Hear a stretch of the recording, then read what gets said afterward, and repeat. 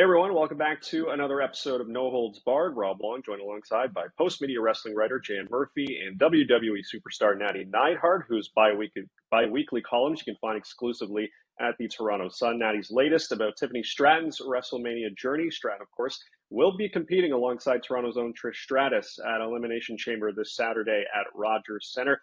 And Nattie, it's always great to have Canadians competing in Toronto, in Canada, and obviously this is a city in Toronto where you've been many a time. When you think about the appearances that you've made over the years, what stands out to you?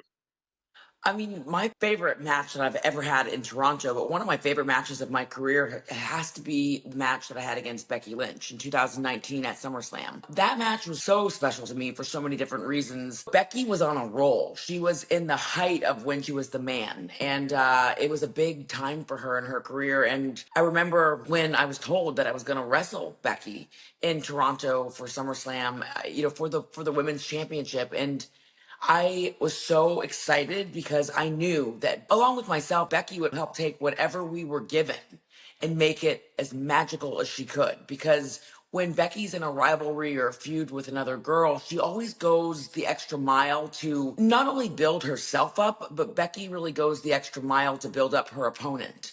So for me, that was so special. And she knew that I needed that. She really knew that I needed that for my career, and that, going into this big match, SummerSlam's one of our big four pay-per-views, having that match in Toronto, it was such a fun match, and I loved my chemistry with Becky so much. We just gelled, we just clicked in the ring, and the second we locked up, it was intense. And it really reminded me of why I love what I do, because it was so much fun to build that story with her. It was so much fun to collaborate with her. And then when it was all said and done, and we walked out through that curtain, and I'm like, I remember visualizing before I even came out, I was like, I don't care what anyone says. I'm walking out with a Canadian flag. I don't care. I want to do this because Canada, for me, wrestling in Canada is everything. Like it's where my whole career started. And not just for myself, but for my family. My family started everything in Canada.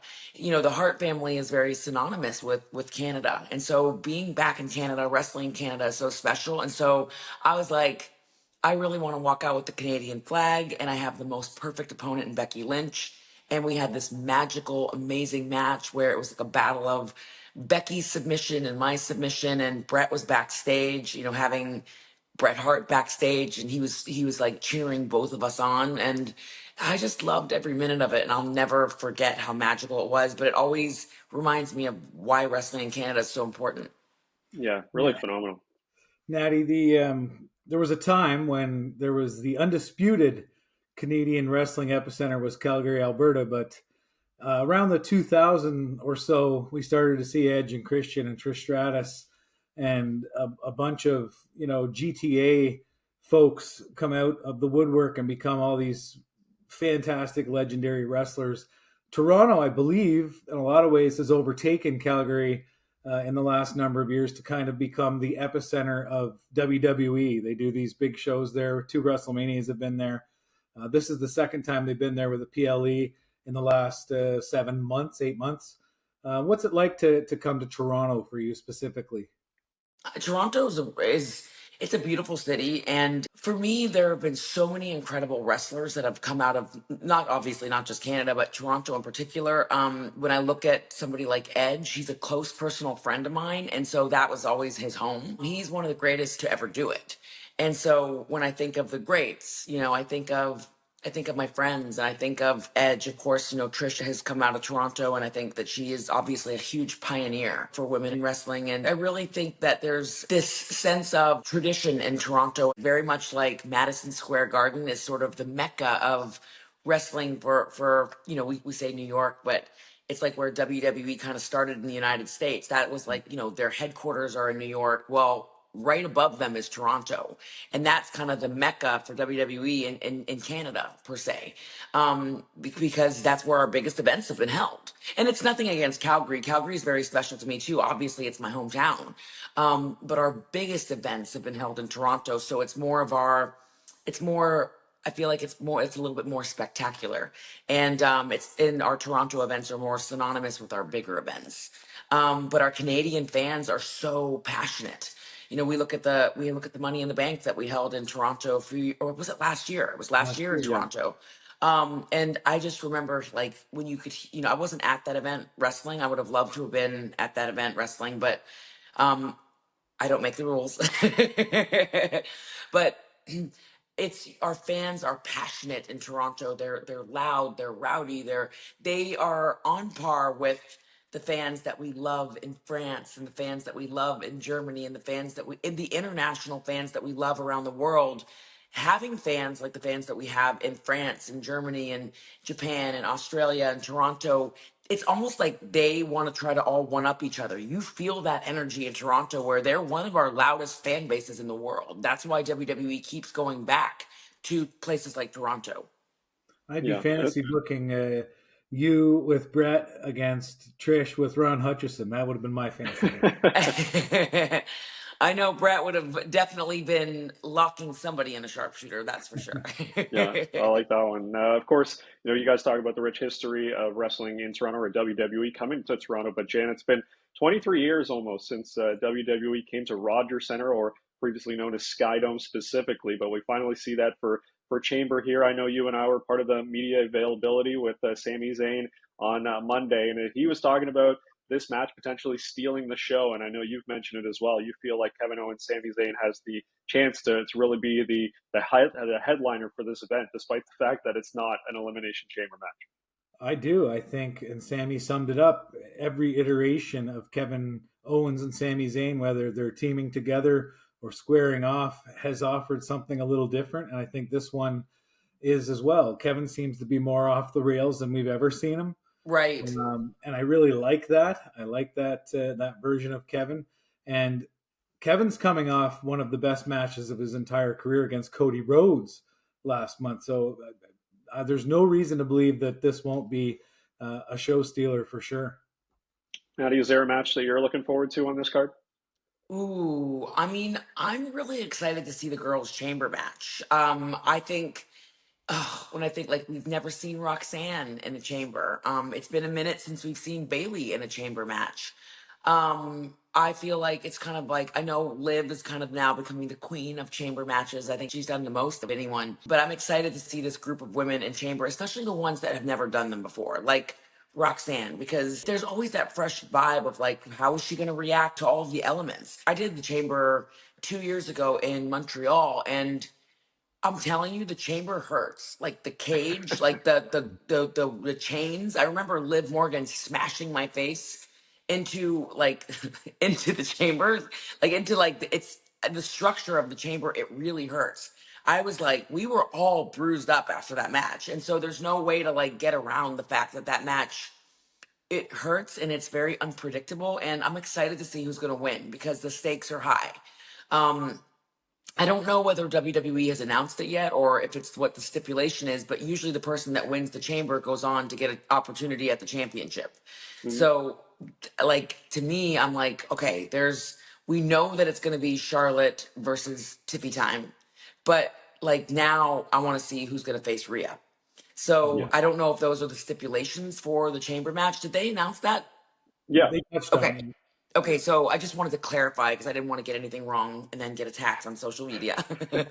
Yeah, but that tends to happen, unfortunately. But I really want to see who's going to challenge Rhea. There's a lot of really fresh, different elements. It's like, will it be Bianca? Will it be Roxanne? Will it be Bailey? We haven't seen Bailey versus Rhea before.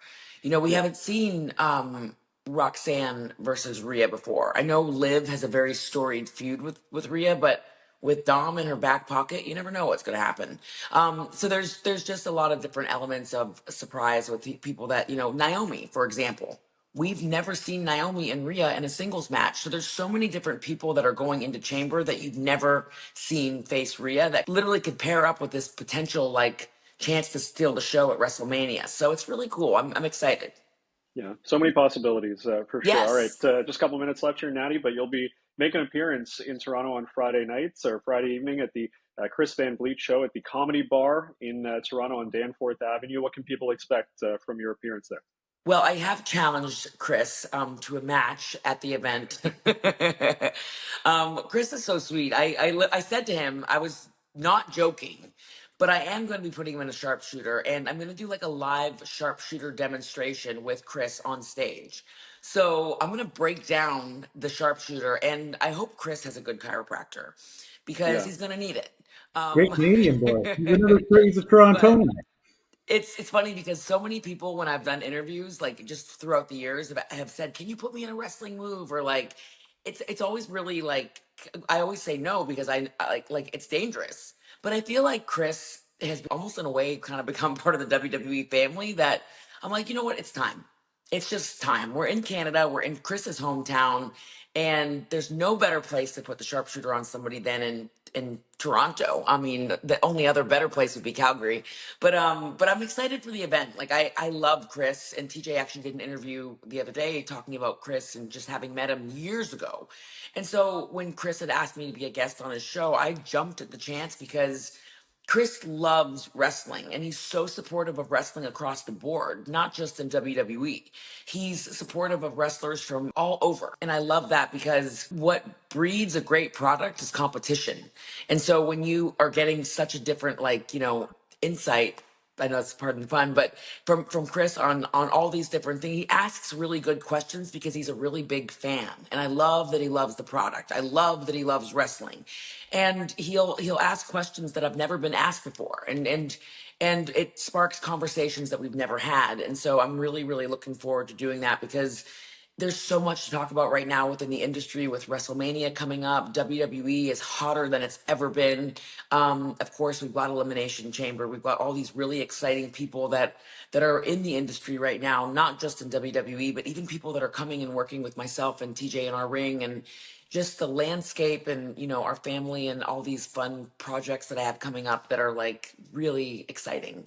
So I'm excited to like just be able to talk shop with Chris, but also my thing with this event is that I want to be able to spend time with the fans that come there and the people that come to watch the show. So I'm welcoming everybody to take pictures and we can chat. I would love to do like, I have it feel like a little bit of a Q&A as well. So that way everybody feels it's more intimate, not just an interview between just myself and Chris. So Chris, Yeah. I'm making these demands, and I also want to make sure that there's gummy bears and white towels and candles in my dressing room. I have seen a couple of fans ask for moves to be put on them in my time. Tommy Dreamer chopped someone once that was very ugly.